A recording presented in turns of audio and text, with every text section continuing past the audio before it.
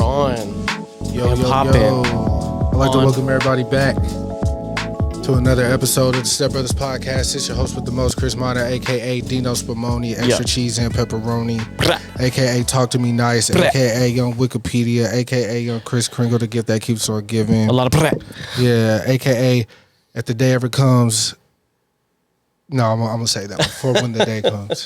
For when the day comes. Yeah. What's good, dog? Oh, this is episode 254, right? Yeah. By the way. What's good, dog? We're almost halfway to 260. Yeah, man. We're back. It's Dalton, your boy, dad gang extraordinaire, here and live in the flesh. Talk about it. I am a father of a 2-year-old officially now. I wish we had a bomb. Whoa. Crazy. We don't have. I turned all the sounds down. Okay. They're not what we need. Also, I guess now you can announce your other announcement, right? Yeah, we'll get into that as well. But Raiden, Legend Smith turned 2 years old, which is why we took off. It was just going to be too hectic to try to do this with all the birthday planning we were doing, plus the Easter holiday wrecked us bad. Yeah, we've been so busy doing parental family things that it just wouldn't have made sense. So we're here now. Yeah. But I'm kind of glad, like I told Kris in the car, I am glad that we kind of had that break because we let a lot of things happen and a lot of things marinate. So we're here clear-headed, calm, collected, ready to chop it up and do what StepBrothers do. So we're here. I don't know if I'm any of those things. You just listen. Whoa. I don't know.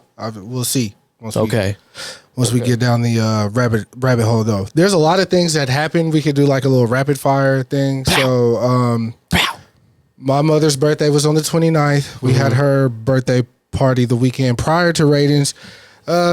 Good time as always. Shout out to everyone that came. It was a good night. The kids really enjoyed themselves. My mom had went to the store, got the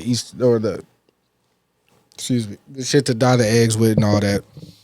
The kids. Oh, so y'all dyed the eggs? Yes. Well, Corn came with her daughter Kennedy. So this is the first time Kennedy has met my niece, my great niece, and nephew and all that. So they all were mingling. Okay, I did see Kennedy over there. Yeah, they all mingled really well, which I was like really happy for about that. And my mom had, like I said, bought the dye and shit like that. I fried wings. I think I fried I counted. I had to count. I fried 96 wings. Did obviously the high 96 wings? Yeah, it was 96. Okay. It was like 4 packs. That's all I got. Okay. Some of them were broken. They looked deformed. I tossed those to the side. I wasn't finna. You know what I'm saying? Okay. Shout out to Henry and Ariana. They pulled up. Good time. Mook and Jennifer were actually in Atlanta visiting Caitlin for her. Awesome. I think it was like it was some special event they were out there for her. Good. She just hit me up for her little. What do you call it? Not draft day. I guess. What is it called? Hold on, let me see. I want to be accurate. Where Caitlin? I just sent her the money last night. I know she here. Cookie. Oh, and by the way, while he's looking it up, if you're watching the video, you keep seeing me look to the left. I have a 2-camera setup here. I'm just doing a test, so just don't mind me. Oh yeah, she asked me if I would like to donate to her first Founders Day. Oh, okay. So it was founded in 1881. She asked for $18.81 exactly. So I just sent her a dub, get you a little cheeseburger or something like that change. You feel me? Well, it didn't sound like you didn't do the assignment. I sent her 20. Oh, well, exactly. Yeah. I just felt weird sending her 18. Yeah, no, it's a very exact amount. Yeah, I would just be like, just 20 bucks. Make it easy. Yeah, but other than that, which again, good time. There was one little hiccup. All right, so Vince was being Vince, obviously. He threw a pillow, right? It was just a little outdoor pillow, you sit on the chair for decor. Did he throw it at somebody? Yes. He meant to hit Zach, but he hit Nova. So it was like, it was so weird because I wasn't waiting for Nova to start crying. Like, that pause you do like when a kid. Yeah. I was waiting to see how Zach would react. I don't do it anymore, but I get you. Yeah. So I looked at Zach to see if they were going to, do the thing. And they didn't. So I swear I looked down for like 5 seconds. I looked back up. Zach had Vince on the ground in a headlock, and I was like, "Oh my fucking god! Like, how did that happen so fast?" Yeah. I got up, pulled them off each other, kept Vince on the ground. I was like holding his head there, pause, and like push Zach off. And then once Zach, got his bearings or whatever, I let Vince go. And that was that. They were friends again the next day. Vince just got drunk. But anyways, other than that, everything's been like a pretty regular schmegular week. But the man, the myth, the legend, Raiden Legend Smith himself in the flesh turned 2 years old this past Sunday.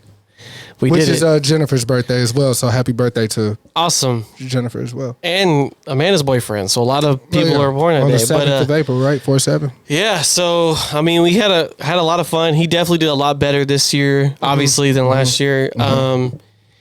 He actually got a nap before the party, so he woke up with people there. He literally woke up and said, "People," and I was like, "Yeah."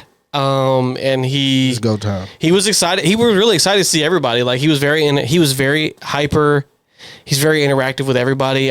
He didn't really do the shy thing this time because I think we were at home in our element. He got a lot of really good gifts. I really appreciate all the gifts we got. A lot of cool books, some really awesome clothes, because he needs like toddler sizes now, so we got a lot of clothes, some shoes. Kris got him some Stan Smiths. Auntie Enid got him some blue Converse, which he had on today. He'd be rocking them Converse. And of course toys and such. But it was a Bluey theme party. If you're not aware of Bluey is, it's a children's show created with the parents in mind. Really cool show. Raiden loves it. And he got a lot of obviously Bluey themed toys. We had plates, balloons. Of course we had Chick-fil-A catering as always. But we did cook some stuff as well. Hit every time. Kamara made a charcuterie board. My wife made some pigs in a blanket.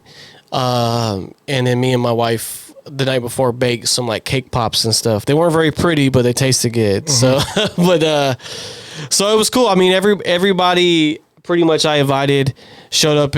Even Miles showed up, which was cool. So, I didn't even know he was in town. So I always send my out of town friends an invite just to let them know like, I was thinking about you. Right. I don't expect any of them to come. It's just like a gesture thing. But Brandon sent a gift. I appreciate that. My mother sent a gift. And Miles showed up. Like I said, we really appreciate it. Had a lot of fun. He was in a great mood. And after like the party ended, I was like cleaning up, and her brother Charlie stayed. Kris and Ryan stayed, and Miles as well. Miles stayed for a while, and kind of just chopped it up while I was cleaning in the background. Then my wife were talking, and then like Raiden was just playing. Like it was crazy. We got to give him a bath and everything, and he was like all cleaned up and fresh. We gave him dinner, and like we were just it all was happening like at the same time. Yeah, it was cool. But he was having a blast with his two uncles there. He just kept calling them both uncles, so Ryan kept trying to get him to call him G2 for Godfather 2, but he was just not there yet. He just kept saying uncle. Yeah, not there yet. But they were having fun.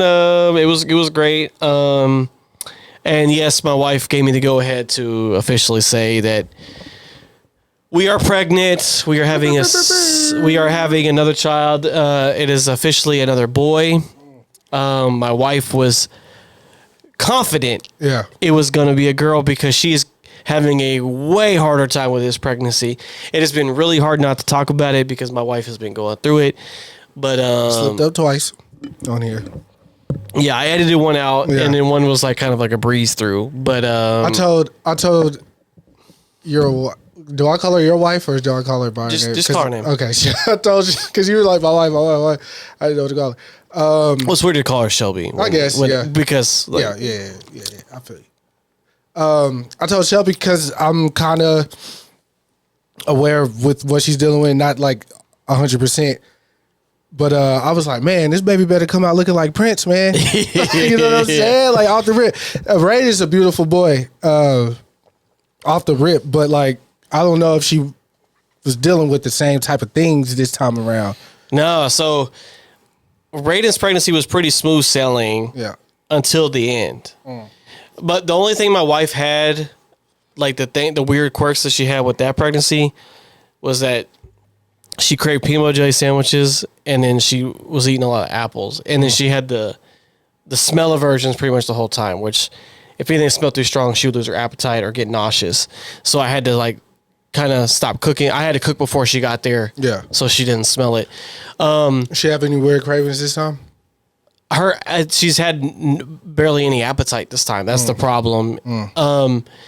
And she didn't get any like pain until the end when her hips really spread open, and she got that sciatic nerve pain for like a week and had trouble sleeping. But after that, it was pretty much smooth sailing because Raiden was pretty lazy as a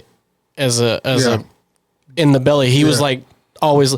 This baby is active. Like if you put your hand in her belly, he will like move. Like he's moving. Yeah. Like I felt him kick several times already. Yeah, so she's just been going through it. A lot of the worst stuff happened in the first trimester, so it's kind of died down. Her appetite's kind of returning. She's having some other residual effects, but we're not going to talk about those here. Of course. But, yeah, but that's why she thought it was a girl, because it was so different, so much stuff, because they say the more hormones and stuff, it generally means a girl, but it's another boy. Of course, we already got a name picked out. His name's going to be Ronin, so we're going to have Raiden and Ronin, so Ronin. Kei. So Ronin K. Smith. What is the significance of K? Sure. So it's a play on Japanese again. And then we kept the R significance, so Raiden and Ronin. And in Japanese, Ronin is like a master of the samurai, sometimes called a Ronin, like Ronin Kenshin. Yeah, it's just basically someone with no master. So like, I like that kind of as a name. Like you have no master, and then K, which is funny enough, is from Keiko from Yu Yu Hakusho. We like the name, and then Ko, it means child, which that's why we didn't keep it. But generally, that means like a prideful child. Like so, your pride and joy basically is what K means. But there's this K, like if you look at Japanese, several meanings for K, but the big one is masterful, prideful. So I took it as since Ronin is you have no master, and then K is like masterful, like you're mastering yourself. Is how I wanted the names to kind of flow. But it is inspired by Keiko from Yu Yu Hakusho, because we did think it was a girl. Shelby liked the middle name a lot, which is why we're keeping it. So for right now, that's where we're at. I still like it. No, it's hot. Because if it was the Ronin was a sexually ambiguous name, so you can use it for a girl or guy. So we're just sticking with that. Because at first it was gonna be the girl was gonna be Ramsey, but then Shelby really liked Ronin, and then she just kept Ronin's it there. fire, bro. Yeah, the original, like way back when Raiden was born, we had the names written out. Ramsey Nova was gonna be the girl, and then Ronin Sky, but she was like Sky's kind of random, so we made it more thing. But yeah, another boy is coming September. So my son and Rich's daughter will be born near each other. So, because I think his daughter is due in August. So once again, someone's always born near my kids, because when Raiden was born, Joseph's daughter was born 10 days later. And then Joseph's daughter is Jonathan Joseph's daughter, and then Joe Cree's daughter as well was born right next to my son's birthday. And this time, it's always a girl too. Because it's Rich's daughter. So it's cool. Raiden will be a big brother. I'm really excited to see how he is. I know it's going to be a weird dynamic, but I am excited to see it. And before anybody comments or asks, we're not having any more. This is a wrap. Oh, you getting the... I'm turning the water off. Yeah. I'm getting a vasectomy. After the baby is born, we're confirmed healthy, of course. But my wife already confirmed she just can't do this again, and I confirm I can't do this again. Yeah, mentally and fiscally, I cannot do this anymore. But with an F. But I am glad he has somebody, because that's the one thing we wanted to give him, somebody sibling. It was just a year earlier than we wanted. We want him to be 3, but he'll be 2.5 when Ronin is born. So that's not too far off. Yeah, that's close enough. But we're here, and we're doing the damn thing, and my son is still alive. So we're doing okay. And my son is super fun, and everybody always says that they never seen a kid smile so much. So I'll take that and run with it. Raiden definitely like to show them teeth. Little quick hits. So today is April 11th, 2024. So we're going to run through our quick hits and then get to why most of our audience is here today. Yeah. Quick hit. Rest in peace to Mr. C. Yeah. Prominent figure with the Bad Boy, with Biggie. DJ. Yeah. Rest in peace to Mr. C. Yeah. Also, that was random as fuck. Haven't heard too much about Mr. C in a while. So that was super random. I like it. Still don't even. I'm like, wait, what? A lot of hip hop legends are passing. But OJ Simpson passed away. Yeah. What's his middle name? I don't know. OJ. He died today. 76 years old of cancer. Prostate, right? Yeah. Crazy. I got a notification from Google. It was like OJ Simpson died. I'm like, what the fuck? I'm mad. I went to Twitter for like confirmation because it was just all jokes. Oh yeah, it just was like nonstop, and I get it. Yeah. OJ wasn't the most prominent figure, but towards the end of his life, I guess, because where was he? Remember when he came to Twitter? That was kind of like a moment. That was a big deal. Yeah, and I don't know if he was like he just got out of jail or he just joined Twitter. Like it felt like he came from somewhere. And, he was a part of the Twitter space at that point. Yeah. He would talk about different sports especially with football, like how he felt about Patrick Mahomes going against San Francisco. Yeah. He even popped up on Cam and Mace's sports show a few times. He was like what do you call it? A C mic or D mic because they have a mediator. But let's call him an analyst. He was an analyst, yeah. But yeah, that was super random, and the first thing I actually thought about when I read that or saw that rather or whatever was going back and watching the Hulu show that they made on his life or the trial rather, and because I know we were watching it at the apartment, it was a big deal. Like, we were like really watching it for real because we weren't. I mean, when did that happen? Like early 90s. Yeah, I was very young. So I might not even been born. I don't know the exact date. I might not even been born, but I was aware that OJ went through that. And the iconic, the glove part. The glove, the white Bronco, everything, right? Yeah. Going through, watching the show, and then kind of throughout our adolescent growing up, just seeing little different tidbits. And then the random outburst of, OJ did it? Like that, all that stuff. Yeah, type shit. Yeah. Him getting out of jail and wrote the book, If I Were to Do It, and everything else. I would have done it. Yeah. Even his connection with the Kardashians because Robert Kardashian was his lawyer and allegedly OJ might be Khloe's dad. It's a lot of shit. It's a lot of shit, right? A lot of lore there. Yeah. That's a good one. Yeah. There's a lot of lore there. So Bruce, well, I guess Caitlyn now came out and was like, good riddance. And Twitter had a fucking field day, which I truly appreciate. Yeah. That they went through and basically ripped her a new one, being like, hey, you changed your identity because you killed somebody. Right. You know what I'm saying? Yeah, I don't really know why she went out of her way to say that. I mean, I guess free speech, you could do whatever you want, but like, people really let her have it on social media. That's what I'm saying. It was just, it's weird. Like people celebrate death. Yeah. I get you might feel some type of way about that part, but why do you, Caitlyn? Why do you feel this way?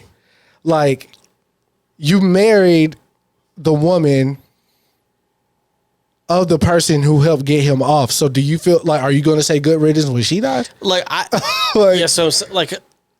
did you say good riddance when he died? Because they were cool. He was around, Bruce. Yeah. I'm aware of that much about the Kardashians. He was around before he. And he's a fellow athlete. Yeah, like. Oh, she's a fellow athlete. Yeah. Well, not she, he. Bruce Jenner was. Yeah, because she didn't. She didn't. But either way, like, it's like it is one of those weird like spaces because like I know. Like didn't he? Yeah. And that's been the whole. Did crux. You fuck my wife? That's the whole crux of his life. Yeah, but time was your wife. He was definitely like a prominent. He was a big name, and it was random. It made me think about that Chappelle joke, and I saw a TikTok kind of similar. What was Chappelle? It was like one of the comeback stand-ups that was on Netflix, and he was like, he said something alluding to OJ. You know, it was a show where he was setting up how he met different people. It was like 3 times. No, I think it was OJ. I met OJ 3 different times in my life. It was, I think it was the first or second special. Okay. And he said he went out to dinner and saw OJ there, and OJ was like, "Keep being great. You're doing good." Da da da. And I guess somebody who was with Chappelle was like, "Oh my God, that was OJ." Like, he killed somebody. Like, why are you so happy to meet him? He was like, man, he ran for 267 yards. Yeah. And I saw a TikTok that was kind of alluded to that. But again, his history as far as sports go, I don't really start paying attention till Deion Sanders, Emmitt Smith, Troy Aikman, like that era. No, he was big time. Though. He was big time. Yeah. But rest in peace to the legend, man. If he did it, if he didn't, the glove didn't fit. That's years quit. Ago. I did realize that he had on like the little medical latex gloves while he was trying to put it. I noticed that today, and I was like, it might not. But even like they're so thin, like if you can't fit the isotoner, you can't fit the isotoner, bro. Like, the isotoner. Yeah. But anyways, that was so rest in peace to Mr. C, OJ the Juice Man, not the one from Atlanta, and Texas witnessed history this past Monday. With the solar eclipse, a lot of people did though. Well, a lot of people, but we had the best. We had solar eclipse, the full totality solar eclipse, which happens every 20 years. Yeah, but this was like a big one for us. Yeah, because we're social media. Yeah, so it was a frenzy. I remember that some schools actually took off, and then got off work early. Then a lot of people, like a lot of schools were. I saw them outside. It was like there was people crying. Yeah. I didn't meet this family, but a family flew here from London. Yeah. Saw the eclipse, stopped at Goodwill, talking to one of our cashiers, which she came and told everybody, yeah, they flew 9 hours to see the solar eclipse. They stopped at Goodwill. Before their flight, and they were flying back because their kids had to go to school the next day, and I was just like, "What the fuck?" Listen, and that's not a joke because listen, my son's birthday was the weekend of the eclipse, right? So eclipse happened on Monday, and my son's birthday was on the 7th. So we Sunday, took So his party was on Saturday, and the 7th it was a Sunday. So we always do something with us together. So we went to the Dallas World Aquarium. That was the plan. So we went. Oh my fucking gosh. There's a lot of people there? There was fucking everybody. I've never seen this aquarium so busy. Wow. There was like a line and everybody was speaking. I heard every language possible. Wow. I heard Dutch, German, I heard Japanese, Chinese. Like people flew here to see the fucking eclipse. Over the what, like a 2.5, 3 hour? Yeah, and then the eclipse itself lasted 4 minutes. Yeah. So like it was fire though. No, but people flew around the world, and I just did not expect that. So we went, and it was just like, because the last time we went to the aquarium, he was like real small. You can take your time. This one was like, you were like shuffling like a herd, like So I was like, oh, I feel bad for Raiden because he can't like enjoy. So I'm doing a makeup thing on Saturday. I'm taking to the Crayola experience, but so people really were here for that shit, like. I knew they said like in Tyler and shit was going to be crazy because like they had like the best view, like Tyler, Texas, because it was like clear skies. Like where I was at was kind of cloudy. Yeah, we were cloudy that day. We were, here, yeah, it was like I remember everybody went outside at work to look at it, and then I went to the bank for work to make the deposit, and then as I was driving, it was getting darker, and I got there just in time to watch the closing of the fingernail. Yeah. And I was outside the bank with all the bank tellers, and they were just like, oh. My experience was a little different. So that day I already started off strange. Like Vince was there, And so he was like, I'm going to take you to work. And he ended up going to the smoke shop across the street from my job. So I was like, I'm just going to walk to work because you finna get, like, it's finna take time for you. I'm not waiting for you to have a walk across the street. Got to work. And my manager and assistant manager was there. And it was me. So they were like, yeah, we were supposed to have potluck. They wanted to have a solar eclipse potluck that day. She DoorDashed moon pies, like the chocolate ones. I love moon pies. She was like, yeah, I'm going to go get some pizza. I had to order it for her and all that shit. Little Caesars? Mr. Jim's, because it's on the same street. I miss seeing how cheap they were. Oh, no. She bought 4 pieces. So it was like 65 bucks. Yeah. But she bought it. I just ordered it.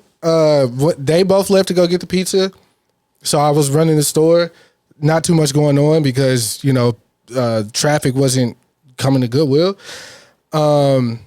My assistant manager bought everybody glasses. Okay. So she texted me. It was like, we're still waiting for the pizza. They were literally 2 minutes away from my job.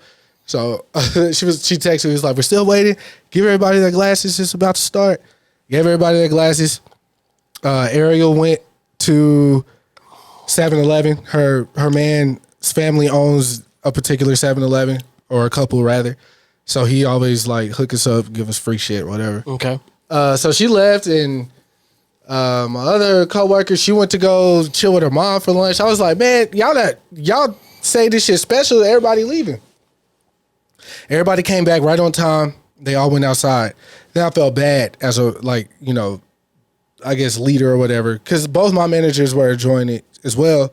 Yeah. So I was like, hey, if y'all want to go watch it, everybody just go. Like, I'll be up front. Like, I'll hold it down. Like, say I got the window open. POP, hold it down. Type shit. I got the curtains open so I can look outside when it get dark. Yeah. But at that point, we literally only had 3 shoppers in the store. And once it started, there was an older lady there. She didn't even know, like, what was going on. So a coworker was explaining it to her. She came outside. Was like, good golly. All that shit. Went outside, watched it. Good golly. Yeah, and we walked out. Yeah, it was cool. Why you an old lady like that?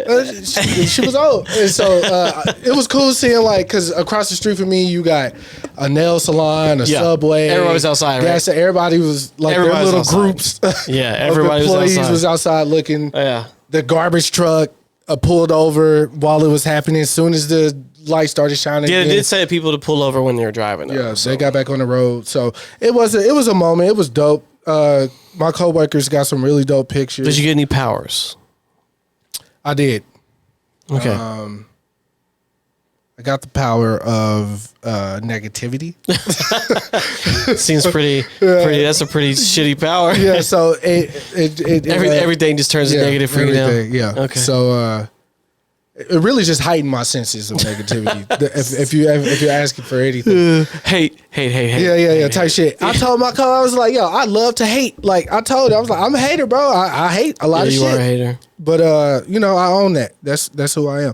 But the solar eclipse was dope. If you got to see it in person, it was super dope. Even people taking pictures, saw video, people on planes while the solar eclipse happened. Like, it was very dope. But something else happened over the week, I guess. Did. That also took the world by surprise, I guess. Did it happen like that? And that's the way it is. Right? Okay. So did you appreciate my I did. Okay. Did you appreciate mine? Yes. Okay. So Jermaine Cole. All right, I'm not even gonna call him by his rap name. You did the Mark Phillips, okay. Jermaine Cole dropped a project. He had been dropping Lucy's prior to. Yeah. And features. Might delete later, volume 1, 2, blah blah blah. I think he dropped 2 prior to actually dropping the album. Jermaine Cole drops a project, EP, whatever. Might delete later, right? So obvious, and Dreamville Fest or whatever the festival's called. It was happening. That he has in North Carolina was that weekend. Which, if you're hip and aware, me and Dalton had already said, if a response is coming, it's going to be during his festival, right? And oddly enough, on the My Delete Later, you have Absol on the album, which is fire, and then Daylight. Yeah, but and School IQ performed the festival. They did. So I was like, ooh, the plot is thickening. It's thickening, right? So he dropped the mixtape, which would have been a Thursday night, which we did not pod last Thursday. So I don't know what I was doing at that time. I know y'all were getting. Well, I don't know what y'all were doing either, actually. But anyways, we were doing all the kid stuff, man. Yeah. So Friday morning, I wake up, get my stretch, go to my newspaper, Twitter, right? Turn the page. So I go to my newspaper and I see Jermaine Cole at Dreamville Fest.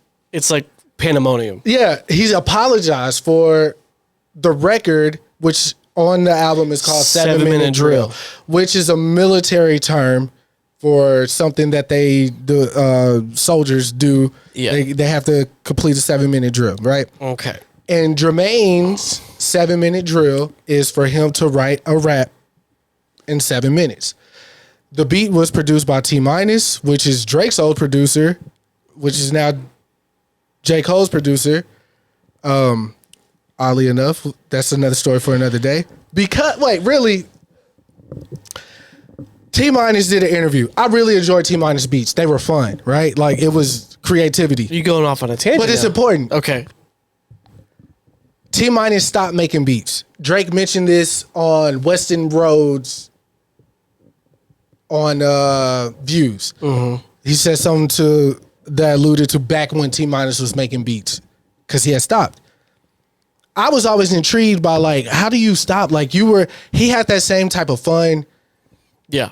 Energy Timbaland had early on. Like the beats were kind of unorthodox, but it worked. She Will, Make Me Proud, his the motto. Like they were always fun beats, but they were hard.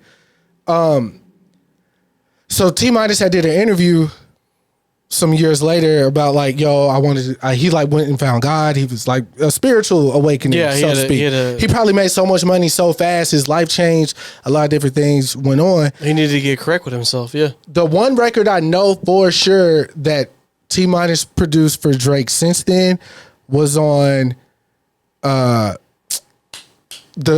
album with his dad as the cover. I can't think of the name. More Life. And it was the Blim. That was the one. That was a hard record. Yeah. But that really been it. Like no more T Minus to Drake. Then T Minus did the first record for J. Cole, which was Middle Child. Okay. That was a big hit for him. It was. Yeah. And then they continued to work together since. Okay. He did Kevin's Heart. Yeah. I love that song though. He did the 7 minute drill. They got a good relationship. So just the fact that you went from one mulatto to another mulatto. The lifestyle choices. Have a type. Yeah, the lifestyle choices might have been what you're running away from, which is important. But anyways, 7 minute drill, the Army guys, J. Cole does this. He does a drill where he writes raps in 7 minutes, which is, if you are an artist or you can imagine, is a very difficult thing to do.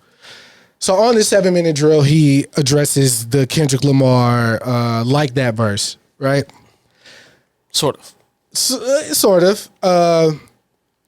You can hear in the rap that Cole felt conviction. Like he didn't really. His heart wasn't in it. Yeah, his heart wasn't in it. Good way to say it. He mentioned about how nobody would be talking about him unless there's controversy involved, which the lie detector test determined that was a lie. Because you just mentioned me, K. Aubrey, we the big three. And first person shooter. You said that. Then he went on to say his albums. He ranked his albums basically. Like the first one was cool. The second one was nah. The third one was your biggest. The fourth one, blah blah blah. I'm right behind. And some people, because Twitter's an open space, because of Elon, they could get their opinions off. They were either on J. Cole's side or against him. Obviously, I'm against it because I know the conviction wasn't there in his delivery. He didn't mean that shit. And I talked to Step about it at your party. Because we always talk about rap shit. And yeah, he's a big battlehead. Yeah, he is. Yeah. So I was like, I don't think he could really say that with his chest poking out when he himself has caught so much scrutiny over his bodies of work being boring or lackluster and so heavy. So The album dropped midnight Thursday to Friday. By Monday morning, he apologized and was like, it was pretty quick. Which if you haven't seen, it's New York Times talking about it. I think Huffington Post, like just random niggas. The reason why I bring up Huffington Post is because they was like, J. Cole apologizes to Kendrick, how this is a smart business move. Because, they're all about business shit. I was like, wait, what the fuck? It's national media. Yeah, like this, yeah. Kendrick shit, what him and Future did on that Air Metro, this was the fastest hip hop record to go platinum on streaming ever, right? Dope. But I still didn't see media covering this the same type of way, right?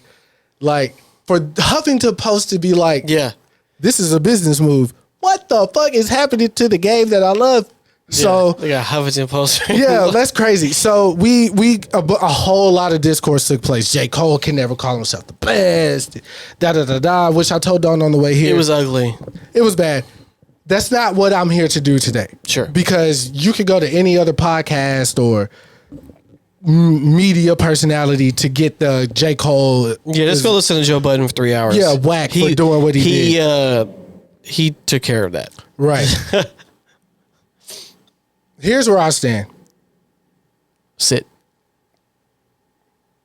He did what he knew was right? Because there's only so many people that can actually laugh in the face of danger. And I don't feel like J. Cole's one of those people. You can't laugh at that. That's something serious. And if you can't find it in your heart to actually do the research, break him down the same way Pusha did Drake, then don't do it. Because Kendrick is going to go there. Because this is just rap. Now, if you don't want to talk to me afterwards, okay. But this is rap. So where you at? Now, clearly from the apology, you could tell 100% his heart was not in it. Just from that, just it irked him so much that he had to do it. He was like basically the court of public opinion made him respond. And his friends, he mentioned his friends did too. And then he just wasn't into it. Now, I'm 100% for anybody protecting their peace. I'm not mad about him apologizing. Mm-hmm. I mean, I don't think it was warranted because, he didn't really say anything blasphemous. It was just kind of like... Oh, he lied. Yeah, it was just cap, right? I'm saying it wasn't like... He wasn't like calling him by his name or anything, you know what I'm saying? So, I'm not... Like, there's two sides to everything. Like, I'm in two minds, right? Mm-hmm. As a person, as a man, a human being, like, cool. I mean, you say your piece, you're protecting your peace. You don't want to know, you don't want to spend your time toward negative things. Right. That's fine. But as a rap fan, the spirit of competition, I'm just like, look, bro. As J. Cole, you have been saying for years that no one can touch you on the mic. Like, you literally have said this several times. You have shitted on... I'm going to talk about this in a minute, but you have shitted on certain communities and other people, and you've had beef with No Name and her conglomerate of people, and there's never been an apology for that. But now we have an apology for this. I'm just like, yo, it's just interesting. I'm like, okay, if your heart wasn't in, your heart wasn't in. You don't a diss doesn't have to be so you're a bitch, you suck. Yeah. Just be like, I'll rap the motherfucker.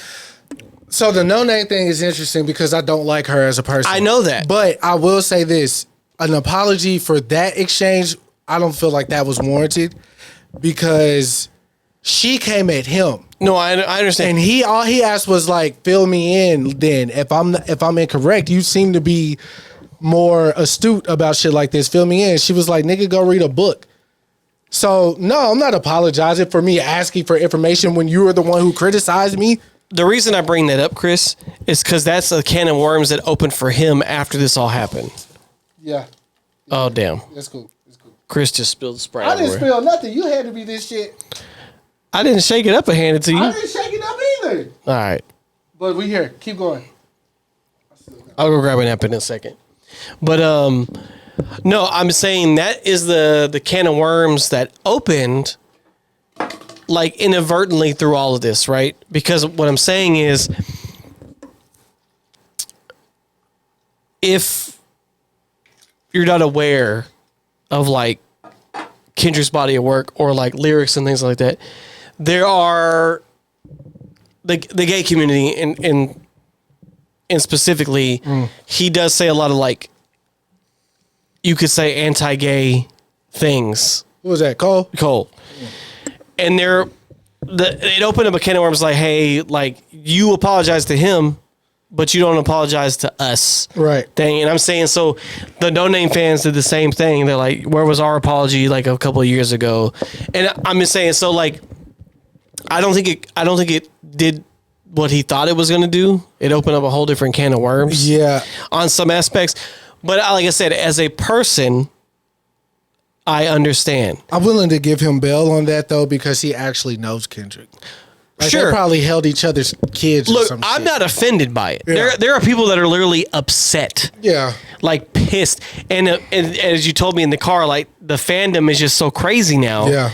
That it's just like people want all this stuff. If you look, and I told Dalton on the way here about the fandom wise, if you can't openly be objective towards your favorite artist or who entertainer, sports person, however you want. No one shoots 100% from the field. Like if you can't be openly objective and say, you know what, LeBron had a bad night tonight. If you can't say that as a LeBron fan, you're really not a fan of him. Because in my mind, you're not willing to sit him to the side and be like, hey, bro, you got a booger in your nose. You rather just let him walk around. Fail. Yeah, you rather just let him walk around with a booger in his nose because of the tension that could come from that. You know what I mean? Yo, if I rated LeBron, he had a booger in his nose. I'm just saying, I'll use that as an example. That would be, first the same thing. That would be fucking hilarious. Yeah, it would be crazy. But I'd be like, I wouldn't say it out loud. Right. I'd be like, hey, bro, you got a little. I know we just met. Right. But I got a little. I would check your nose real quick. What I do, like, I did this to my mom the other day. Like, she was eating something. She had a little. I was like, Mom, you got a little schmuck right there. I just say that, like, just a little schmuck.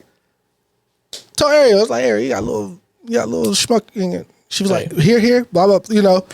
So if you don't fuck with a person, you're not gonna do that to because you're trying to actively avoid confrontation. Yeah. So even with Ye, right? I was talking about this on the way here. Yeah. Ye's my favorite artist. There was a trend amongst diehard Kanye fans. It's getting harder to defend him because of what his antics or whatever. He was right? increasingly doing crazy shit. And you know, I had to realize, like, yo, what Kanye provides for me is not that. Like, I don't always look for him to tell me how I should be as a Christian or a spiritual person or my political views or whatever. Like, yo, Ye to me, fashion, music. And sometimes where, especially during the Yeezus era, where those two things intertwined, and he was saying, like, Gaga shouldn't be the head of Polaroid because what does she know about camera? That type of shit makes sense. So hold on. This is where Kanye. Shelby sent me a clip of Kanye that I've never seen before, and because the caption, it was like a meme for, like, if you have a toddler, it's like asking toddlers what they want for dinner, and it was the interviewee. He had the Make America Great Again hat on, and the guy was like, asked him a question. He was like, "Give me a second. You asked me a serious question. Now give me time to think about this answer." And he paused and he says, "Now, what was the question?" So I have never seen that before, but I was like, Kris probably loves this shit. Yeah, but I say all that to say it's okay to be objective about who we absolutely support, right? Because that's the beauty of art in general, is you can be subjective about it. Everybody will see it differently than you. Yeah. That any great painter will tell you that. You look at their art and be like, I see this. You might see something completely different. Now, what bothers me about the fandom, whether you're J. Cole, Kendrick, or Drake fan, whoever, Kobe, LeBron, is that when we collectively saw the booger. Yes. You then now cannot come years later. Keep using the booger. Or time, some time later and be like, man, that booger wasn't really even that big for y'all to like trip out on him and have everybody point at his face and say, you got a booger in your nose. Yeah. But the fact of the matter is that just goes to show that you simply are on dick.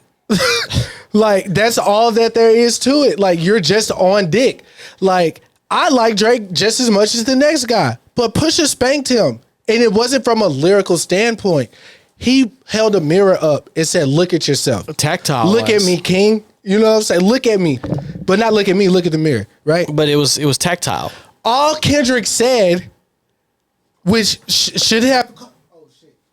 This motherfucker unplugged his microphone. So that was the devil. All Kendrick said in that Like That record was, hey, y'all clicking up because y'all scared. I get it. But don't bring me into it. Because we do two different things. Yeah. It ain't no big three, it's big me. Fuck y'all in that capacity. Not fuck your life. Bump. Not fuck your kids, your wife, your career. Just don't bring me into it. I'm doing something different.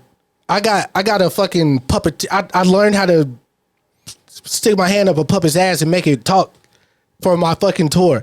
I had tap dancing kids on my album, man. Like, we not doing the same thing, so don't do that. I have a Pulitzer Prize. I have a Pulitzer fucking prize. And on top of that, for you to, and you know this, because Drake has even made mention, like, I would have all your fans if I was a conscious rapper.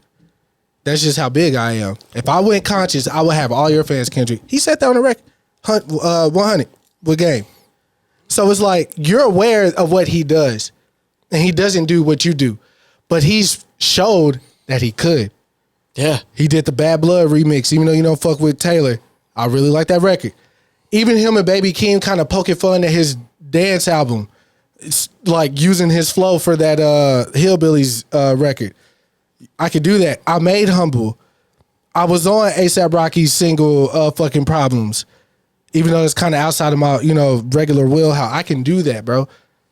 I got a record with Hove. I did a record with Ye. Well, Future. I did a record with Beyonce. I did a record with Future. Like, I could do that, but that's not my main focus. Just respect it. And when people start comparing us, either say, I appreciate what he does, like Kendrick always does when they ask him about Drake, or don't say nothing. But Drake will let you know that shit poking at me. And once Kendrick realized, oh, just them talking is poking at you, imagine if I start talking about you. Now here comes the BET Hip Hop Awards cypher with TDE. Now here comes the Control. Here comes all these little subliminals and shit. Like the Heart Part 4. All this shit. Like, we're not the same, bro. So don't do that. That's all. And I get that. I'm sure there's a lot of people, if y'all just sat down and took the time in your everyday life, that people try to compare you to in your everyday life. And you're like, bro, we are not the same. I am a Martian. It's type shit. Like, I don't do what they do, bro. Whether it's like your boss comparing coworkers, if it's your parents compare siblings. I don't know how deep it goes with like friendships and shit. Like, oh, you're a better friend than this friend. I don't know if it gets that deep. Maybe it do, but just for me. Yeah, probably. but I have y'all ranked. Yeah, type shit. Girls do it like, oh, better X or what's the first X I would Sanders call? ranked his children. Yeah, so type shit. There's always gonna be that, and you just got to realize who the fuck you are and what you provide. Yeah. Without making it a big deal. Like, my grandma will tell you right now that Vince is her favorite grandchild, and everybody's dumbfounded by that because that is hilarious. You don't understand. This nigga is a terrorist. You know what I'm saying? But they have a connection. They see each other in a way. Can't do nothing about it. No, and that's just how it happens. That's just how it go. So, I said all that to say, Jermaine, I respect your decision to bow out gracefully.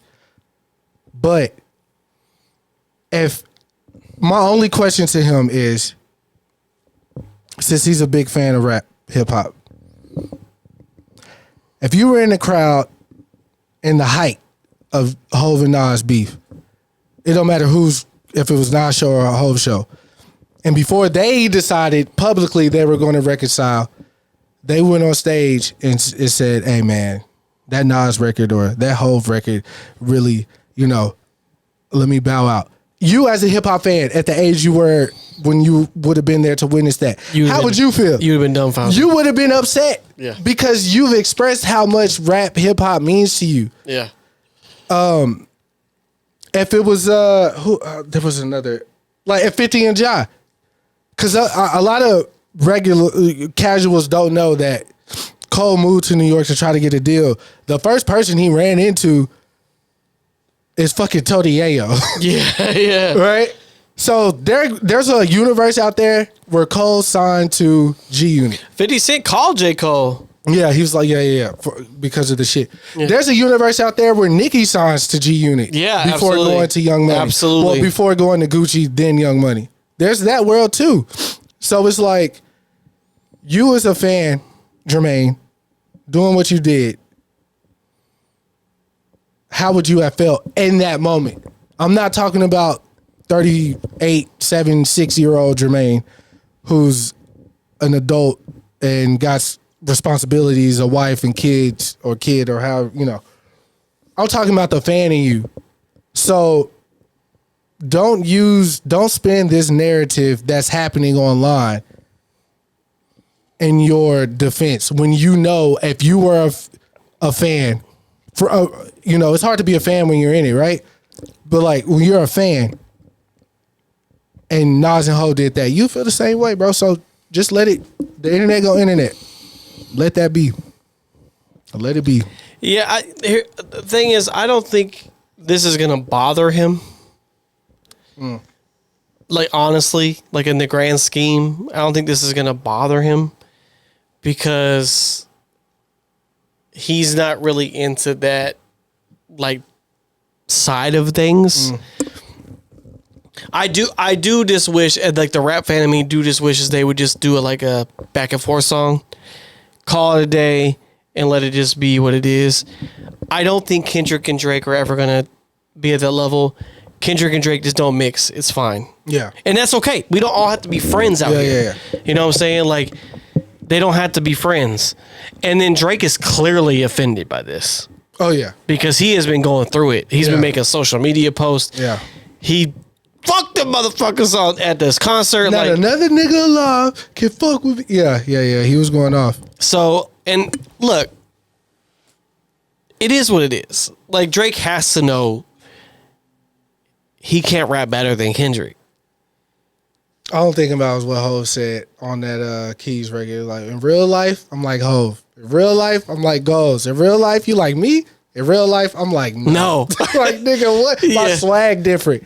That bag different. Nigga, my wife Beyonce. Brag different. Come on, man. These niggas ain't really... Again, somehow, some way, our J. Cole, Kendrick, Drake, Big Three conversation had turned into Hov conversation on the way here. And I'm just thinking about... Of course. I'm just thinking about, like... Because we talk about rap. The first tweet I tweeted after I saw the video was like, fuck letting Nas down, nigga. You let Hov down. Like, he gave you an opportunity to be where you are right now. And you are a huge Nas fan. Same way with Kanye. Kanye was a huge Nas fan. Kanye spoke several times about making that takeover beat and how that kind of affected him because Nas at that time was one of his favorite rappers. I get that. But like, nigga, if Hov signed me right now, today, like, Kris, I hear your beats, I hear your little raps, you good, you Rock Nation. Nigga, fuck Nas. Nigga, fuck this. Nigga, fuck that. Fuck Flex. Nigga, fuck everybody that ever said anything about Hov. Nigga, I'm dying on that hill. I'm dying. I'm already would die on the hill, but like I'm super dying if he's signing, nigga. Like, I was like, yeah, I'm dead, nigga. This is the afterlife, nigga, aftermath, whatever you want to call it, nigga. I'm riding, bro. Pause. So, that even those, that's where shit get tricky, bro. How can you? I don't know. The game is the game. I do wish, it could just stay competitive. I know, like, people have been bringing up Beanie Single and Jada, the whole Locks beef. Yeah. That was real beef. Yeah, real beef. Niggas could have laid down, you know what I'm saying? Like That's what I'm saying. Some people think beef is like has to be violent. It doesn't have. It's not always violence. Yeah. It's just like I rap better than you, bitch. That's it. Yeah. KRS-One, The Bridge is Over with Marley or MC Sham or whoever the fuck it was. The Bridge is Over. Hard. Even 50, being from Queens, he was like, KRS was his favorite rapper growing up. 50 even said, yo, when I heard The Bridge is Over, bro, I was like, fuck, nigga, because that's my favorite rapper, and he talking on his bitch. Yeah, because it's hard to deny. No, because it was even crazier because KRS-One was always like the positive rapper. Yeah. So then when he did that, you're like, oh, he got go. Yeah. Like he really could get after. Boom, boom, don't. Like the beef was so elementary. It's so crazy to me that Nelly and KRS-One had a beef at one point. Yeah, that shit is so weird. And it made it to beef. Yeah, and then DVD. Apparently Nelly won that beef. I'm number one. Yeah.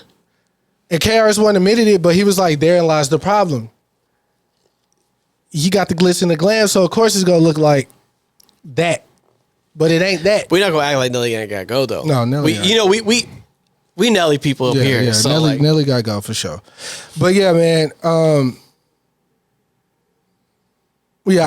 don't like the rewriting of history when it comes to these battles as well.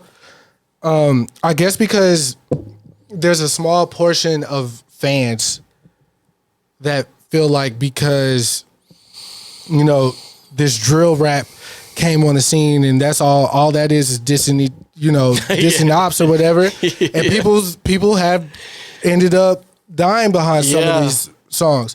I guess they think all rap is here right now, and that's just not the case. That's not the case. Let me tell y'all something y'all might not be aware of.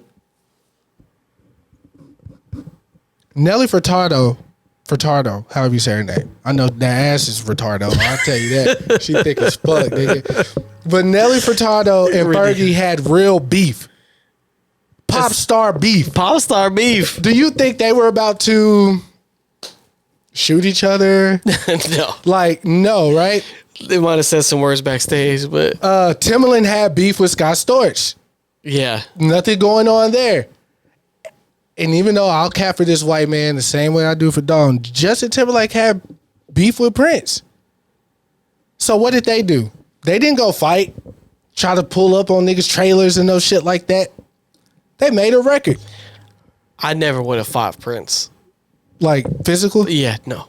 Nah, that nigga smashed a guitar across your head, nigga. I know he probably has some mystical shit you don't even know. If the nigga can hoop, bro, that mean he got like court vision and like he agile and shit. Like I ain't fucking with no nigga who could go get me 30. Yeah. I'm not doing it. Yeah. That so you too athletic. I can't go get me 30. Yeah. You make a record. And their beats were probably like, I think Fergie's and Nelly. It's Flash in the Pan, bro. Fergie said on her record, I'm not promiscuous. And at the time, Nelly had promiscuous. So it's like, I'm the only one who said promiscuous this year. So, bitch. Yeah. Timbaland and Scott, that's, bad blood. Maybe royalties not being paid. Maybe one person, Scott was on that pure. So maybe he was talking out the cuss. Timbaland was like, hold on now. You just a piano nigga, bro. I really do this shit. And I know a reporter had the gall to ask Prince, oh, so how do you feel about Sexy Back? Like, da-da-da-da. Prince was like, Sexy Back? Sexy never went nowhere. I'm still here type shit. Yeah. Justin felt slighted. So, like, as an artist, you grab your nuts. If you are protecting what this thing is. You double down. And they would have made it this. What was the record? Give It To Me. Boop. Like they was going crazy on that shit. And you're in the club, you acting real nice. Like they was on that hoe. That was like, let me go make a pop record. Yeah. But I'm dissing. Yeah. That's what it is, bro. Yeah. Like get on wax. Even Drake and Hove, they're a little back and forth. They still do records together. It is what it is. Like they understand. Like this is just a spirit of competition. Miss Drizzy. Hey, that nigga. For the art talk. Silly me rapping about shit that I really bought with these other rappers about shit that they ain't got and a bunch of other silly shit that ain't all about Lil Peter. Nah, Drake tried to poke the bear, but he backed up. Don't do it, bro. That's the problem he don't want. Don't do it, bro. I used to want to sign J. Then I turned into Hove. Then I got a house on the hill.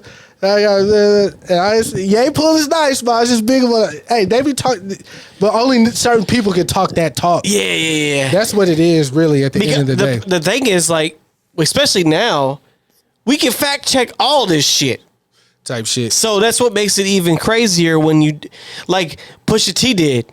We could run down the list. We could go through all facts. 3 Drake albums where he talked about his parents and how that made him feel. All facts. And Pusha come and just say, hey, maybe you should address this instead of...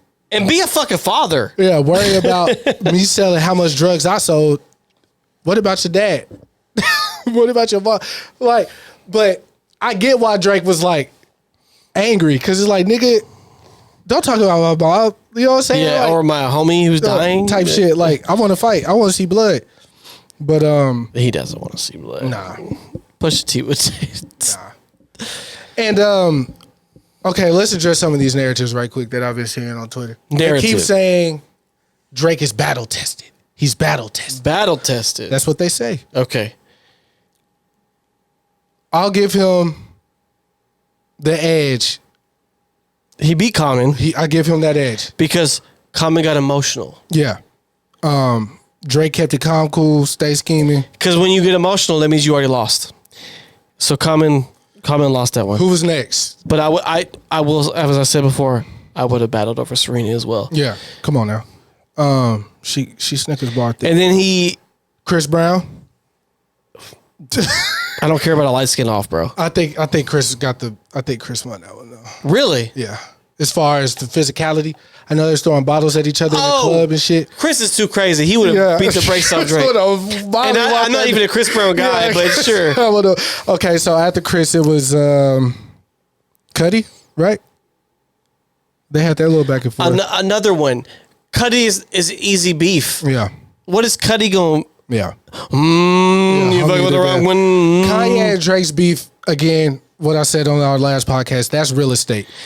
But also, that's all like outside of music, though. Yeah, like they don't get on wax to talk about it. Yeah. Like that's all back here. Yeah, noise. So that one don't really count. Then I don't care. The Puffy shit too. And then, but he got punched in the face. But we're not finna sit here and act like those records. What was it? The 4 p.m. in Calabasas? No, but I'm saying, Drake actually got punched in the face, and then the Meek Mill one is the rare occasion because Meek Mill is. I don't like to say this, but he's just dumb. He's dumb. But let's kind of go into that Meek Mill situation for a second. Meek felt however he felt about Drake prior to him tweeting. And he's been going crazy after right now too. Yeah. Talking about Wale and shit.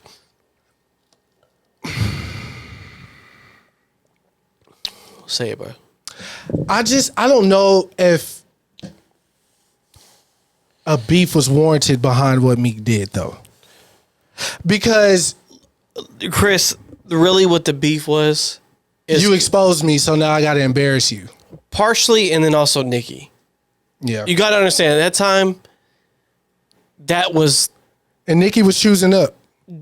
That's what Drake wanted, right? She rolled for her nigga at that point in time. Look, Drake is literally like 0 for 11 on women in the game, right? He wanted Rihanna, didn't happen. He wanted Sky Diggins, got a kiss on the forehead. 11?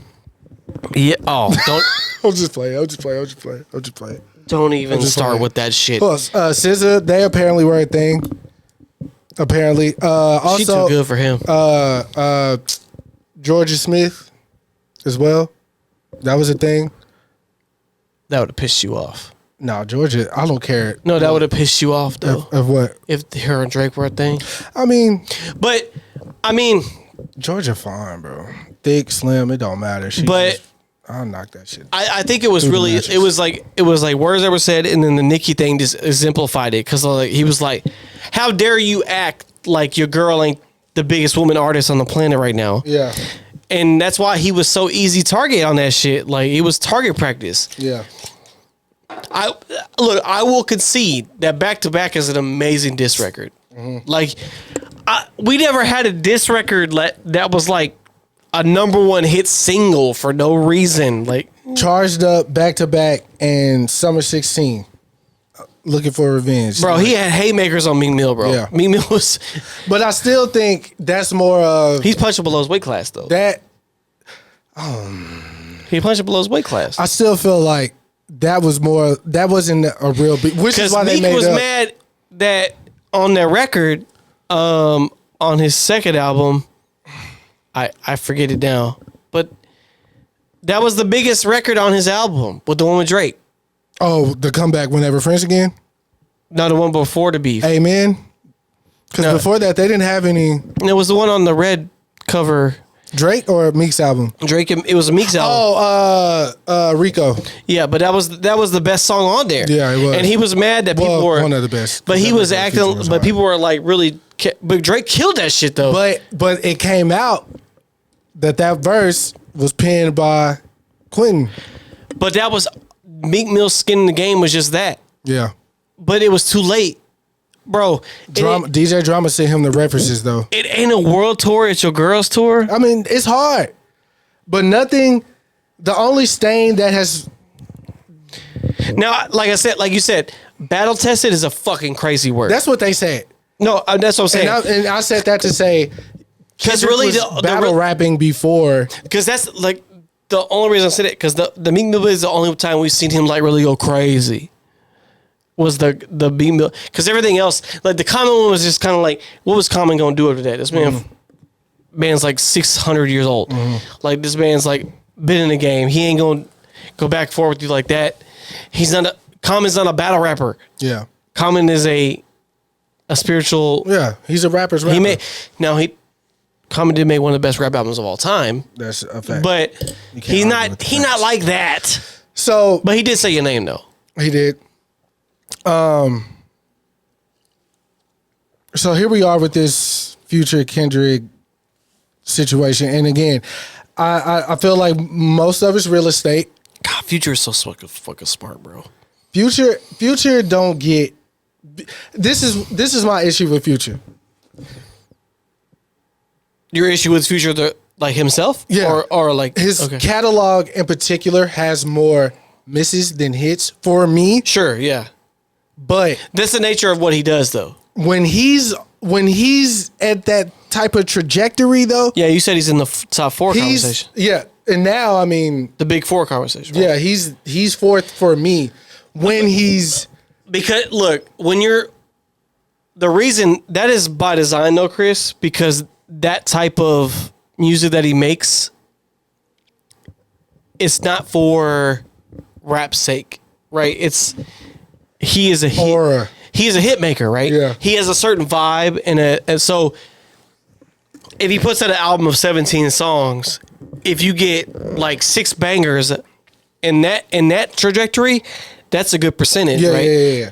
Like he's not crafting albums like we said earlier, like Kendrick. Yeah. He is a hit maker. Let's call a spade a spade. Like Future is the pulse. Whatever Future is doing at the time is where we're at in the streets, and that's okay, because have you heard Monster? Come on, man.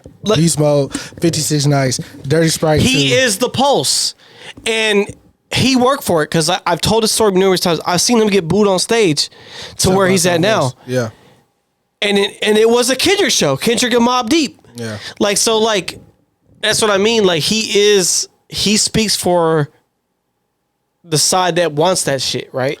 Bruh, I went back and listened to Never Forget last night. The first line he say outside of the chorus, he said, "My grandma and my granddaddy, they all suspicious. Just ain't know the drug. Hell no." Chris, that shit means something to me. I don't think I've ever like publicly said this. I've said it to you, I think. What? I've never publicly said this. What? Like you're the reason I even listen to Future. Oh, dope, cool. Because we had a conversation once, and I think I was actually talking about Kendrick or something. I think it was To Pimp a Butterfly time. It was when I was in Charlotte, and we were talking about. We always talk about music, like regardless. But we were talking about music, and you were like, "Bro, you just have to listen to Future, bro." And I was like, man, I done seen the man get booed, bro. I'm not. And then like the Pluto album was not my cup of tea. I listened to it. Right. I did listen to it. I was like, you're like, bro, just listen to Monster, bro. Right. And I did. And I was like, I literally text Kris. I said, I get it. Yeah. Yeah. Even and then it was just, it just kept going. Yeah. And then I get it. Future has a certain appeal. And then my barber in Charlotte, Tap. Shout out to Tap. He was like, Future finds pockets that you think don't exist. And then when I heard that, I was like, you are fucking right.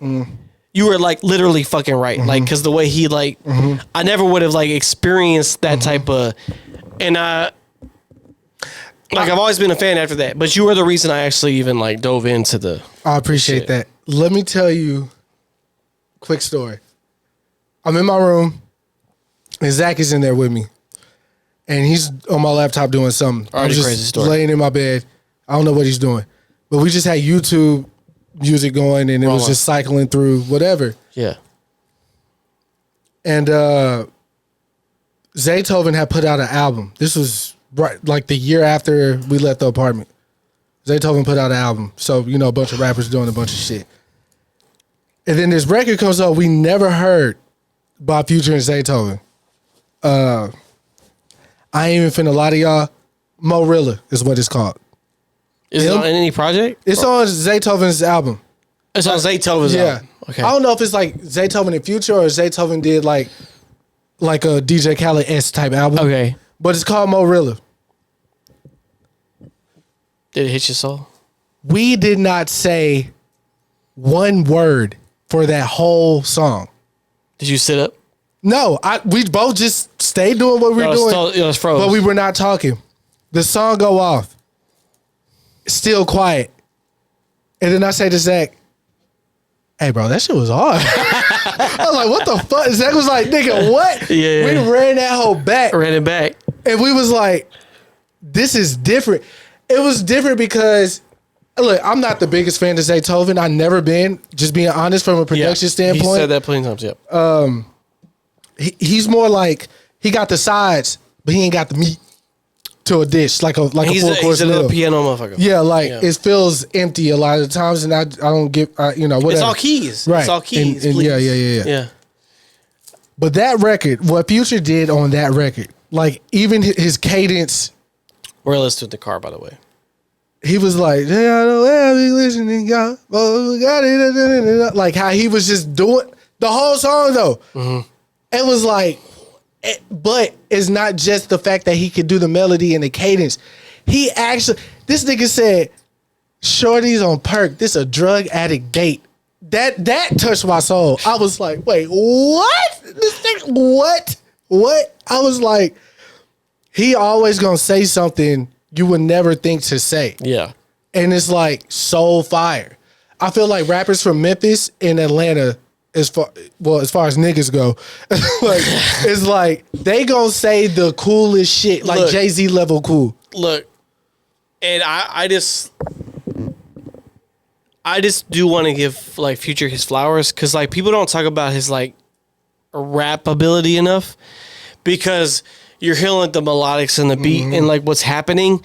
But if you're really listening, like that nigga talking. Future, don't forget, this man has been stamped by Outkast and all them motherfuckers, right? Organized Noise as a conglomerate because he was like that.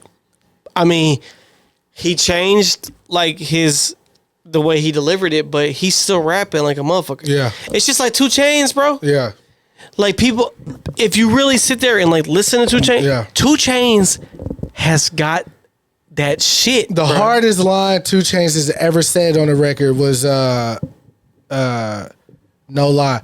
He was like the YSL belt buckle. Y'all niggas show is lucky. Y'all niggas show is lucky. Like what? What? Yeah. Like why do you even? He says off the wall shit. Yeah, bro. Even on the joint with Schoolboy Q on Oxymoron. At that point in time, I looked at I'm drawing a blank. But I looked at my homie and I said, 2 Chainz has never rapped as good as he just did on this record right here. And 2 Chainz, you know, he already put out his first album. He's been on a slew of features. Like, at that point in time where 2 Chainz couldn't miss, like... True Religion.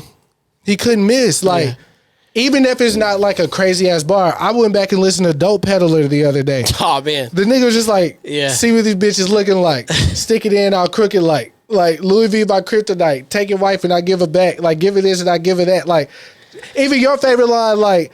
They say that I'm crazy. I used to talk to a stove. I used to tell it a lot. Shit, I tell it a lot. Yeah, like No, motherfucker, you and Miles used to fucking I spray Febreze in a box. Yeah. Yeah. The what is it? It's freebase. I came from nothing. Me and my niggas, we came from nothing, so we came like it's nothing. Told you for the introduction. I came from nothing to suffering. Yeah, come on, bro. 2 Chainz hard. Yeah, I spray Febreze in a box. Yeah. That was your shit though. I tell you, I'm crazy. I used to talk to a stove. I tell it a lot. Shit, I tell it a lot. Yeah. But yeah, it's like Future. Any nigga from the South, for really. And we're not going to debate the states in the South. No. Yeah. It don't matter where they from. If they can say something that make me think about, if they say something that make me visualize my grandma's street. Oh yeah, they touched another part. Mm-hmm.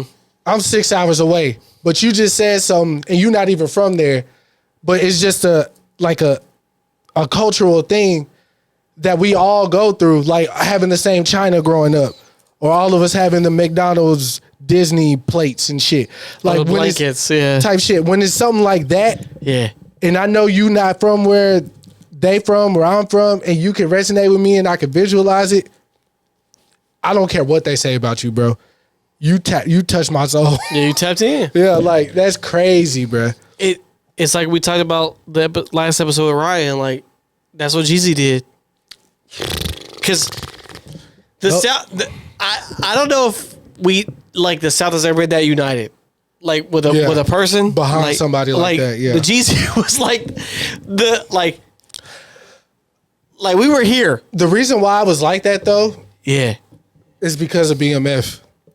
I understand. Like if BMF wasn't behind that nigga that way, I'm not saying he wouldn't have became Jeezy. Sure, but for it to be to the point where I wore a Snowman t-shirt to school and got in trouble because they were like, "Do you know what this is and what this means?" And I'm like, "Yeah, this nigga moving coke." Like, of course I know what it means. But I'm in 7th grade. You can't stop me. Yeah, why do I know I had this motherfucker on my CD player, bro. I had a CD player. Like, look, I'm old enough to have a CD player. Yeah. I had it clipped on my damn hip. Had those little fuzzy ass headphones on, bro. Listening to fucking That is one of the best debut albums in history. I don't care what genre in history. Don't matter the genre. The whole this is like we equated like. Every song was on the fucking radio, just like T.I. Urban Legend, bro. And Webby, like y'all said in that clip. Dog, Webby at 18 was speaking to me. Like it wasn't because I was on those street shit. I was just because like you're familiar with it though. You be around enough people. Like it just had that, like it had that sound I wanted. Like I mean, come on, man. That's why like. For me, music is so personal. Yeah. Because it has to be. I only like what's going to take me somewhere, inspire me in some shape or form. And I told a couple people, like, one, we were playing like a game, like to get to know each other.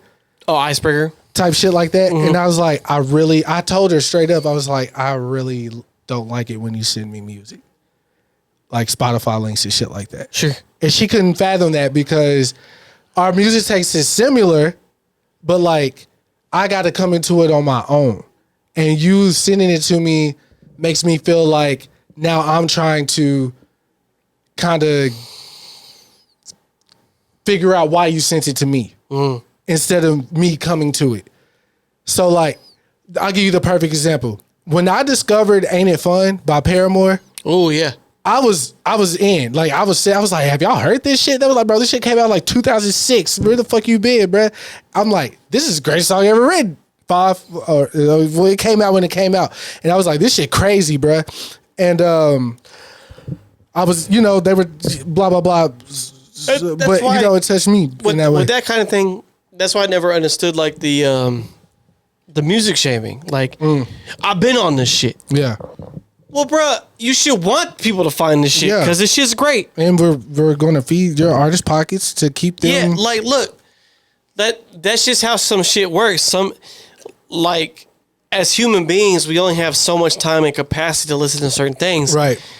If you go back and find something, like you found Paramore, great. Paramore is huge in the black community. Oh, yeah. You know this. Yeah. But Paramore is like, Hayley Williams is fucking great. Yeah, she's cold. Like, she's fucking great. Like, they're great. And she like, don't get talked about enough as a vocalist. She doesn't, because she's fucking great. Yeah.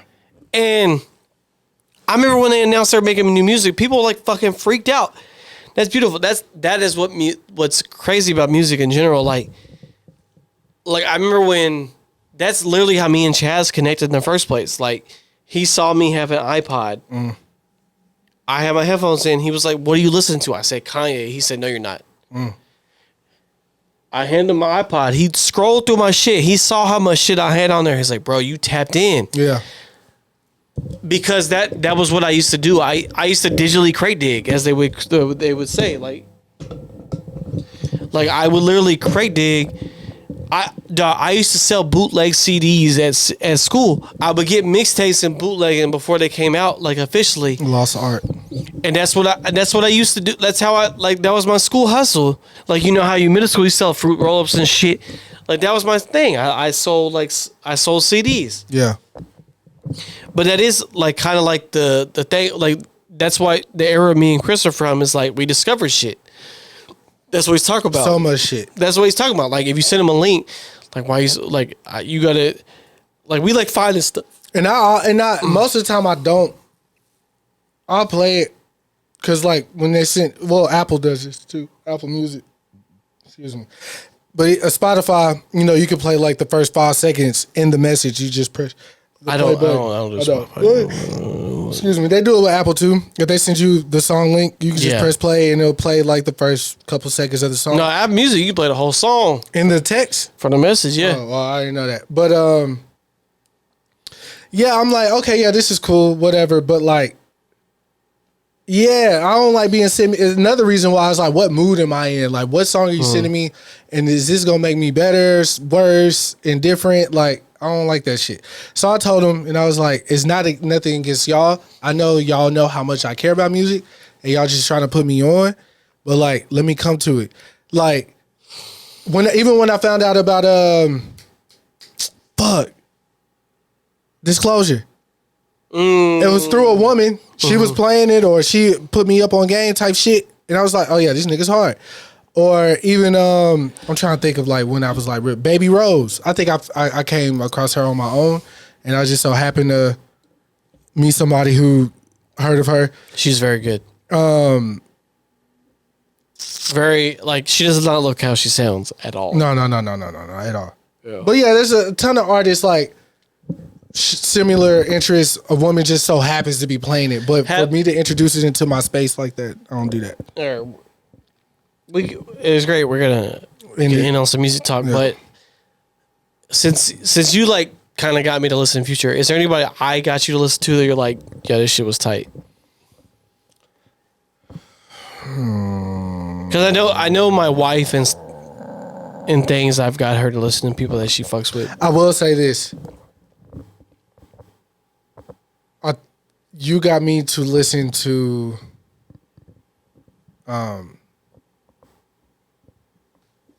you got me to listen to MF Doom.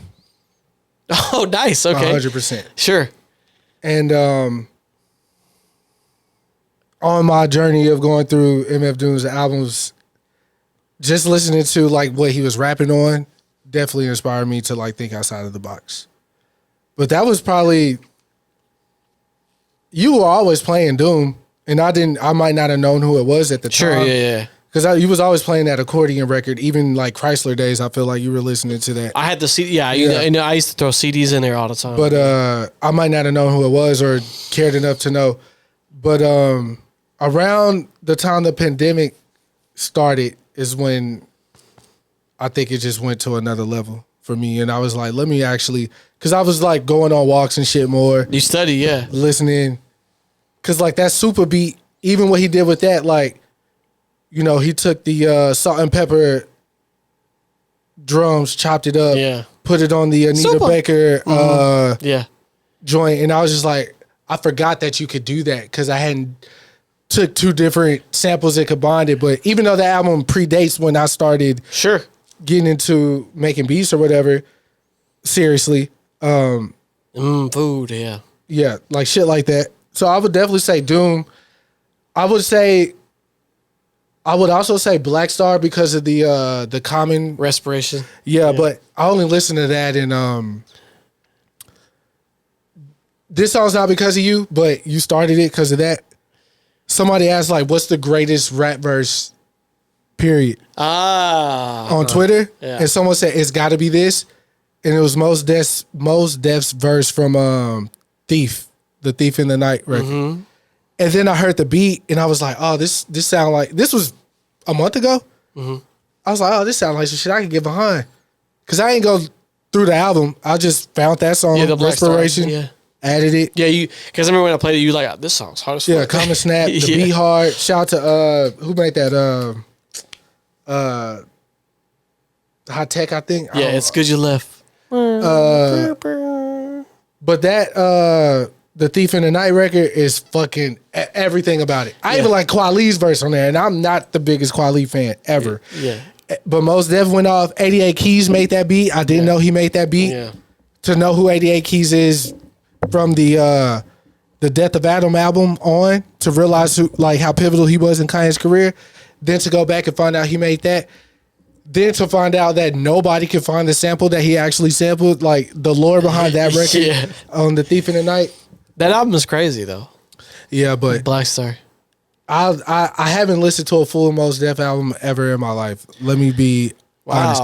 I know I'm not gonna. I'll listen to it, but like I just can't get up. It's nothing. It's not what Talib says. Like he can rhyme. I just can't get past his voice. So that's like to me, I can't. Yeah. But I listen to his podcast. I really like his podcast when somebody's interesting is on there. Like he had a JPEG Mafia on there a couple years ago, and I watched it. Yeah, that was a great ass interview. I love JPEG Mafia. That was a great ass interview. But he makes some crazy ass beats. I don't know what it is. Like my tone that I kind of resonate with the most is in that Q-Tip, Jay-Z. Understood. Yeah. Even though I feel like ODB is kind of in between, but he's like separate. Yeah, but I was just speaking like tone, because there ain't nobody. Never will there be. Never was. Never will be anything like that. McGurk. Because he was such a unique individual. Yeah. There will be nothing like that again. But I resonate with him so much. I understand. He just reminds me of me and Vince in particular. But that was the appeal to him. Yeah. Because you would be, I know someone like this. Yeah. But no one could sound like him. No. And like, when you're like, even watching like the Wu-Tang show, like that episode was whole different in general. Like, but no one could craft anything like that again. Like, when you turn the album on, you're not going to expect what you're hearing. Like every song is like something. I mean, he made his welfare card to fucking. Some of the most prolific rhymes I resonate with so much is from just one Brooklyn Zoo by him. Yeah. He said so much shit in that song. Yeah. Like that, it's almost like Instagram captions way before Instagram. Like fucking now you're learning how I don't even like your motherfucking profile. Like, your style, I mastered it. Like all this shit, different shit. He was like, this was on the. I think the Khalees record, Dirt Make Hurt, God Make Dirt and Dirt Bust Your Ass, that was on the Got Your Money record. But like he had those lines that just like, nigga, if your mom's was a fried chicken like 4 days out of the week, you wouldn't understand this. You know what I'm saying? Like type shit. Like I don't know, bro. The thing about life, and we can end on this for real. I'm done after this. About life. The thing about life for real is that we think that our experience is so catered to us, like personally, glove wise, right? Like this glove fits me perfect. But like the more I listen to rap in particular, it's like we might not have had the same experience, but like we experienced it the same. Mm-hmm. Or enough for me to recognize you, right? There's like that, I understand what you're talking about. I understand where you're coming from. Yeah. Like that, there's a saying, that when you get to heaven, right, and all your loved ones are there, you're not going to recognize them by face. You're going to recognize them by like their aura. And I feel like there's only certain artists that I feel that way about. Like when this is all said and done, we all up there. Like I feel like I'm instantly going to go to the table that ODB's at, because I feel like some weird way, shape, or form, Kanye is going to be at that table. Like, and then through some weird way, shape, or form, like Kodak is going to be at that table.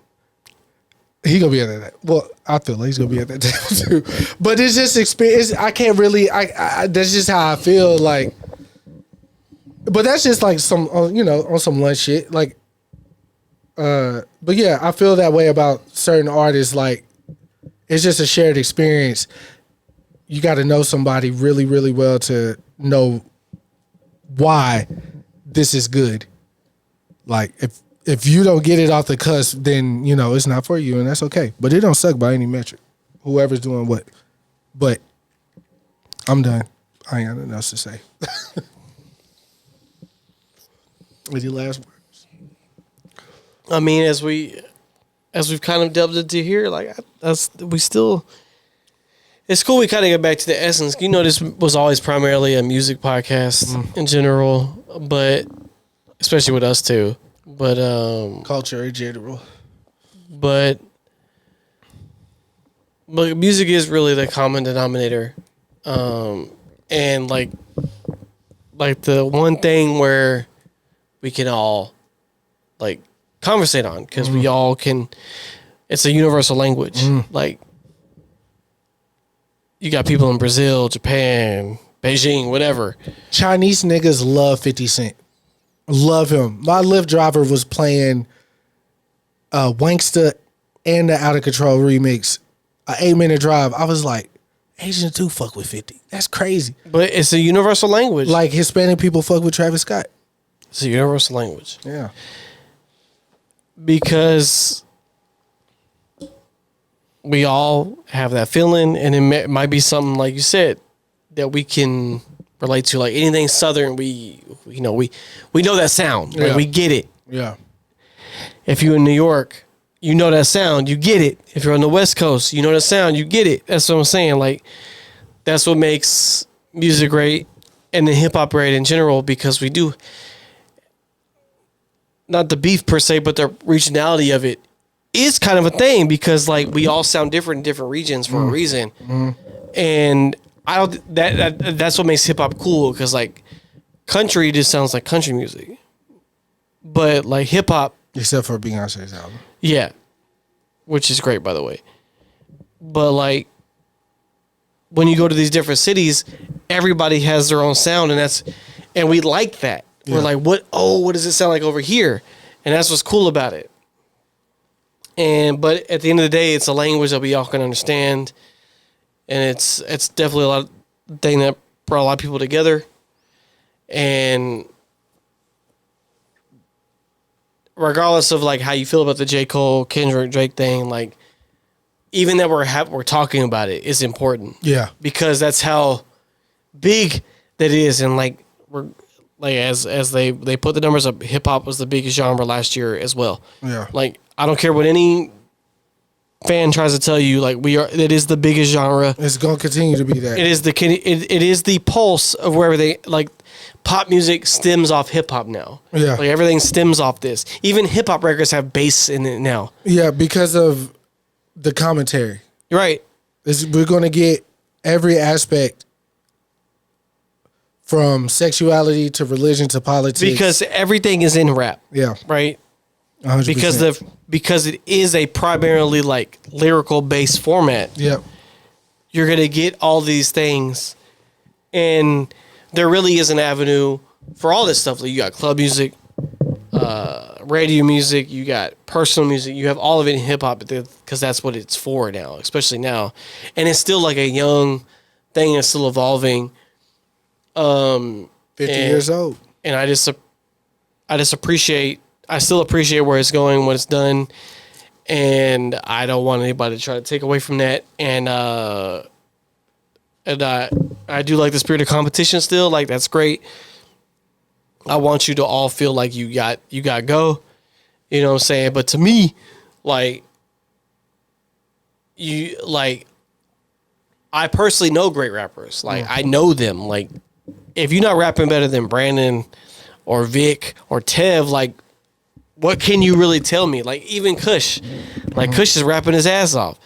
Like if you can't rap better than them, like show me, like right, if you think you can, because I actually know these guys, like right. So like that's what makes rap really cool. I'm always excited to hear more, and that's why I still every Friday I look at what came out, see what's popping. And regardless of where you feel it's at, there's still stuff out there. And like I said, this shit made national news. A fucking diss track and an apology made. Like if this is crazy.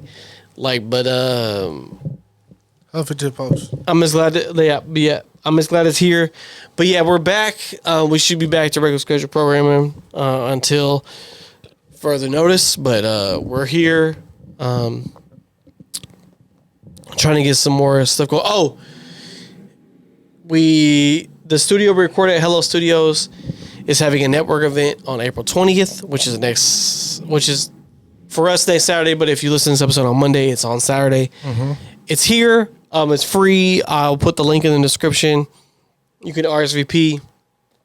There's gonna be provided food, snacks, drinks. Me and Kris are providing the music, and we're hosting the event. So come check it out. If you want to start a podcast or like any kind of content, there's gonna be people here to talk to you about that. You can get some networking, get some people on your show and things of that nature. So that's on April 20th. And just today, I personally am gonna be on Ecamm's channel, the software that I use for like recording videos and such. I'm going to be on their channel on May 8th. They have a thing every Wednesday called Meet the Fam, which people that use it, the Ecamm fam. I'm going to be on there. I'm going to talk about our show, fatherhood, things like that. But that'll be a live thing. So I'll start posting some stuff for that whenever Ecamm gives me the go ahead to do so. But I'll be on there on May 8th live from my living room. Yeah, so we got some stuff lined up. I am wearing the StepBrothers hoodie. I'm just going to release this shop. Just go ahead. And just in very shortly. I gotta go to the bathroom. But Kris is leaving. We're gonna say bye-bye. Bye, y'all. All right. Going to the court. Okay, don't rip it. Okay.